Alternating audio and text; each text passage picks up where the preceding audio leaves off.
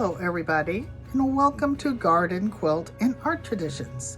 Today is a short mail call, and I am so excited. I don't get much mail, and without further ado, let's get to it.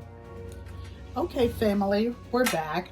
The first thing I want to show you is from the Bull's Garden. If you haven't been there, go to his channel. He sent me these beautiful strawberry crowns. Look at these. Can you see these? Already rooted, ready to go in the ground. I am so excited.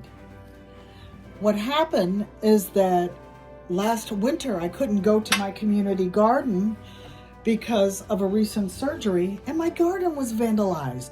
All of my strawberry plants were dug up, my mature strawberry plants, all of my sticks were stolen, and Bull was so kind, he sent me a mother load.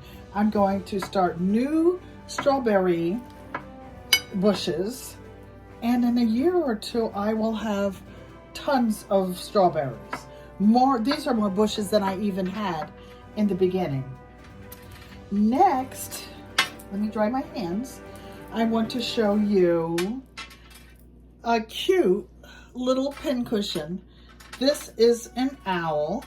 One of my subscribers knows that I'm a fiber artist, knows that I'm a master quilter and I sew all the time.